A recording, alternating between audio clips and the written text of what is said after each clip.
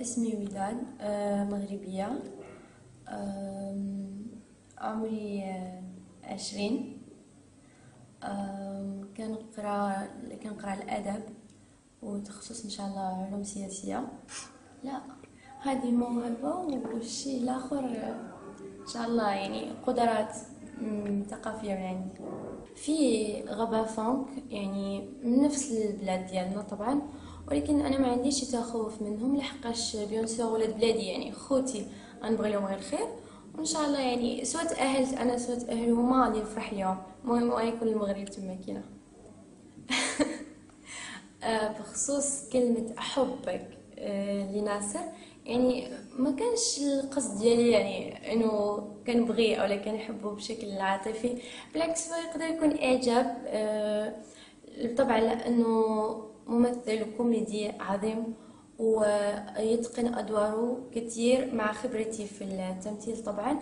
يعني انا يعجبني احبه طبعا، ولسه اقول يعني احبه، يعني مو قصدي احبه عاطفيا، بس معجبه فيه كمشاهده وكفنان يعني. ايوه، العالم يعني اخذت كلمه احبك، في ناس فهموا انها يعني عاطفيا او كنت غزل فيه، طبعا لا. وفي ناس يعني اخذوها يعني بس ضحك مزح، كده يقولون في الكلاس، يقولون استاذ قبل ما تسألني انا احبك. وفي ناس يعني فهموا اشنو كنقصد بيان سور، وعرفوا بالله يعني مجرد حتى فرق السن مستحيل يكون حب، مستحيل. وانا يعني كنطلب من الناس اللي كيقولوا ان هي مساله عاطفيه، كنطلب منهم انه يتخلوا على هاد الهضره هادي، لحقاش يعني راجل يعني متزوج ومستقر في حياته، طبعا عنده مراته، والمراه طبعا هي انثى، عندها واحد الحس ديال الغيره، عندها واحد الحب تجاه الراجل ديالها. فملي كتقولوا انه شي حاجه عاطفيه، كتمسوها في الانوثه ديالها، كتمسوها في الغيره ديالها، وكتشكوها في الحب ديالها ما بينها وبين الزوج ديالها. دونك كنتمنى انه ما يبقاش تقال ديك الهضره. انا ما عندي علاقه اساسا، مو مرتبطه ولا اي شيء. ويعني اللي حيكون ماي بوي فريند طبعا حيكون يعرفني انا ابغاه هو، يعني كنبغيه هو، ما غاديش نبغي شي واحد اخر. اون بليس كاين واحد الفرق السن بيني وبين ناصر كبير بزاف، على اساس انني نبغيه اولا نكلي شي حاجه عاطفيه ديتو. الهندي، كنت صغيرة بزاف، وكان ولد جيراننا يعني أكبر مني بشوية، كان يحب الأفلام الهندية بزاف بزاف، وأنا كنت كنتفرج معاه. فتبدأ أغنية بحال هكا كنوضو كلنا نشطحو.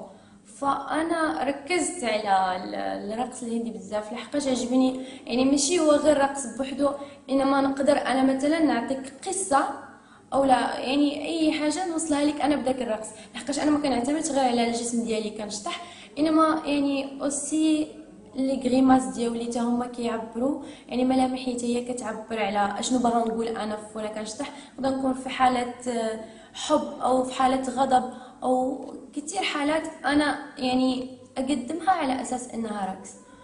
وابن جيراننا طبعا راح كمل دراسته برا وراح سوى مستقبله، وانا لسه اتابع الهنود يعني.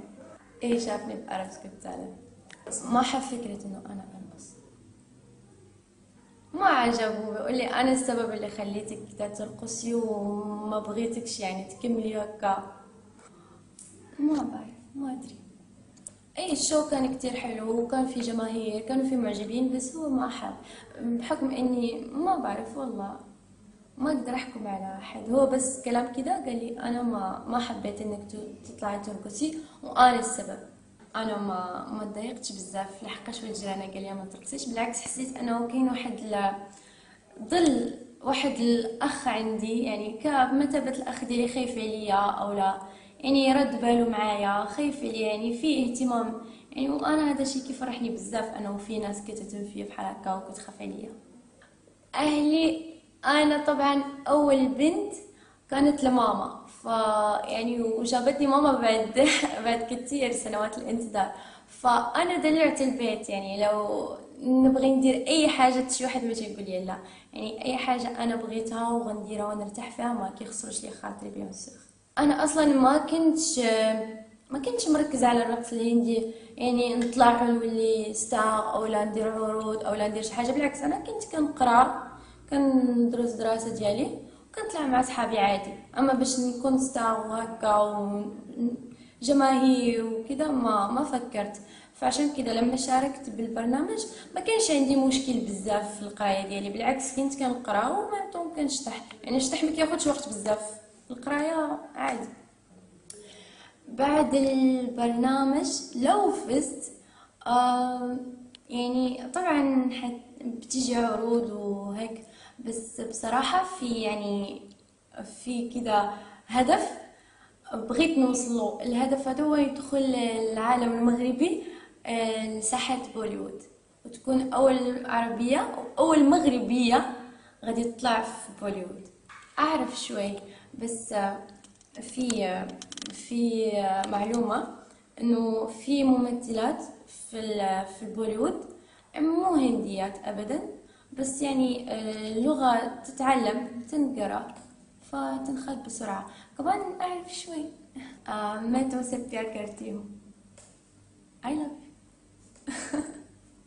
انا في حياتي معروفة بين اصحابي اني شقية بزاف، كندير المشاكل بزاف، ما تنسكتش، كنبقى نهضر ندوي بزاف.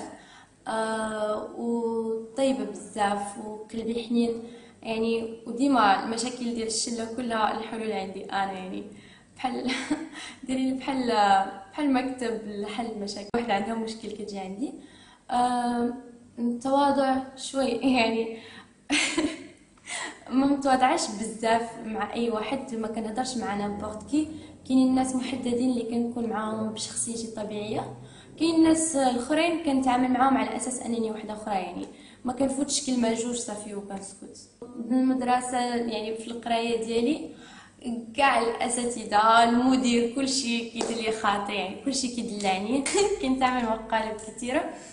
كان في عشب يعني يطلع ريحة مو حلوة، اوكي.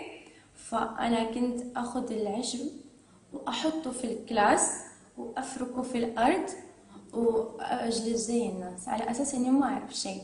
فاول ما يدخل الاستاذ كل الطلاب يطلعوا، اللي بده يروح التواليت اللي بده هيك، او نقفل الباب. فالاستاذ ينخنق بالريحة الخايسة فيجي يدور علينا. كمان كنا بنفرقع مفرقعات في الكلاس نحطهم كده ونولع ونجلس على اساس انه ما نعرف. اول ما يدخل الاستاذ يسمع بوم بوم بوم بوم فيقعد ينطط قدامه وحنا نضحك. فاخر شيء من سوى ما حد عمل. كمان كنت اخذ مشروب. استاذة عندي كانت في المتوسطة كانت تجيب معها دوم مشروب على الصبح، فانا كنت اصب المشروب واعمل لي صراصير واغلقه واحطه على الطاوله. فهي اول ما تفتح كده تنقرف، يعني هي اصلا وجهها غريب. فلما تعمل كده جريماس بوجه على اساس انها مفزوعه، فهذا شيء بضحك. الناس يعني واغلبهم من الخليج واغلبهم بنات يقولون، واحب لها بلهجتهم، يقولوا عني اني اتمالح. انا ما اتمالح ابدا، ما اتمالح. انا طبعي كده، لو حركة كده أو أنا طبعي كده، حتى بالمدرسة، حتى في دراستي ككل، حتى في العمل. يعني أنا كده حتى مع الدكان، حتى مع السواق، حتى مع الجورد، أي واحد في أنا طبعي كده، أنا أتكلم كده. فهو بابا ساعات يتمسخر علي، يقعد يقلدني يقول لي أنا وداد أنا كده، أنا أسوي كده، بس أنا طبعي وش سوي يعني. هذا هو الشيء اللي انا طبيعي، انا ما اتصنع ابدا، انا كذا. كان في ناس بيقولوا وداد قبل ما تقبلي اضافتي على الفيسبوك او شيء انا احبك. او كانوا في ناس يقولوا لي بتزوجك. كثير ناس يعني شباب يقولون بتزوجك. كان في اعجاب كثير من الشباب. كان في تعليق يعني تضحكني، مثلا يحطون صورتي وانا اسوي كذا ويكتبوا اسمهم ويكتبوا انا احبك. مثلا احمد او حد يحط صورتي ويحط احمد اسمه ويكتب تحتها انا احبك. يعني كان في تعليق مره حلوه وتضحك الصراحه. يعني حب ما في، حب ما في، ما احب. بالنسبه للمغرب والاتجاه اللي انا بغى امشي فيه اللي هو علوم سياسيه او سياسه بصفه عامه، انا عندي بلادي اللي هي المغرب طبعا، والمغرب يعني بلد عريق بزاف، وكان عندنا بانا اللي احنا كنعتبروه بانا وكيشرفنا اننا نقولوا ليه ابونا، اللي هو الحسن الثاني الله يرحمه يا ربي. يعني هو دخل فينا روح الوطنيه. يعني انا في انوثه اوكي، فيني دلع اوكي، بس بلدي اكون رجال، يعني اكون رجل الصراحه. يعني بلدي ممكن اعمل المستحيل عشان اشوفها في حله حلوه، في حله كويسه، لان المغرب تميم وما يقدروا الا اللي يعرفوا.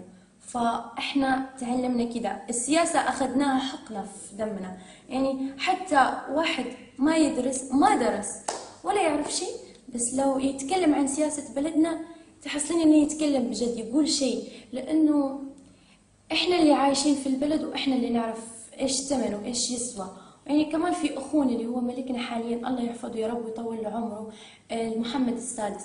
محمد السادس هذا كمان يعني ما يعاملنا على اساس انه ملك، على اساس انه اخونا حبيبنا، يعني صاحبنا. يعني ممكن يتمشى معك في الشارع، ممكن يبوسك، ممكن يحضنك، ممكن يلبي كل طلباتك. يعني احنا الحمد لله يا رب عندنا سلالة العلوية اللي هم الملوك، يعني كويسين كتير. فأنا طبعا يشرفني إني أدرس سياسة وأوقف وأكون مو بس يد يمنى للملك، بس يعني بس كذا ديكور عنده. المهم إني أسوي شيء يبسطه ويبسط الشعب ويبسط بلدي وأشوفه كذا منور إن شاء الله يا رب. بالسياسة طموحي بغيت ندخل في السياسة بزاف، نقرأ، ابخي ندخل المحاماه القانون الخاص، ابخي انا كنقلب على الوزاره كنقلب على كرسي في الوزاره. وطبعا حلمي وانا نقدر نقولوا اصلا ماشي حلم، لانه اي واحد يقدر يوصل داكشي اللي بغاه، انا رئيسة وزراء بغيت نشد ان شاء الله.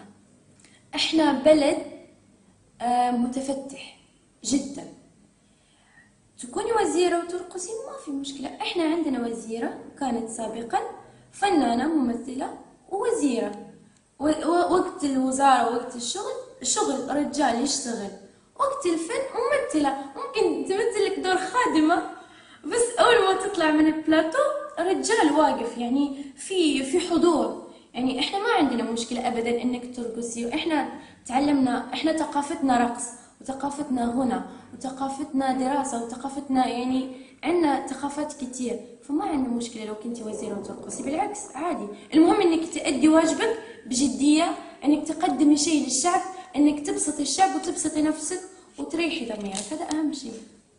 اكثر شيء بشكلي، بحب شكلي كله، لانه الله خلقني هكا، الله سواني هكا، وكنحمد الله انه خلقني اوكي. انا ما غاديش نقول انا اجمل وحده في العالم، ولكن في عيني بيان سور اجمل وحده في العالم، مي اوكي يكفي ان الله خلق لي يعني في مقاد وفم عينين، دونك سافو دير كو سافا زوينه. يعني كاين الناس اللي شويه خايبين هكا، فانا طبعا ملي كنشوف، يعني ديما كنشوفوا اللي قل منا، ما تنشوفوش اللي احسن منا.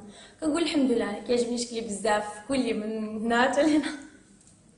يعني اكثر شيء بيحبوا فيني العالم اللي هو عيوني، يقول انها كبار وكذا، كمان اكون اتكلم فاقعد الفها. واكثر شيء يحبوه كمان ابتسامتي، عشان لما انا ابتسم بس من جوا ابتسم كذا عيوني تغرز تدخل في بعضها، فبيحبوا فيني الشيئين كثير. قبل ما تعلقوا على الفيديو، انا احبكم، صوتوا لي باي.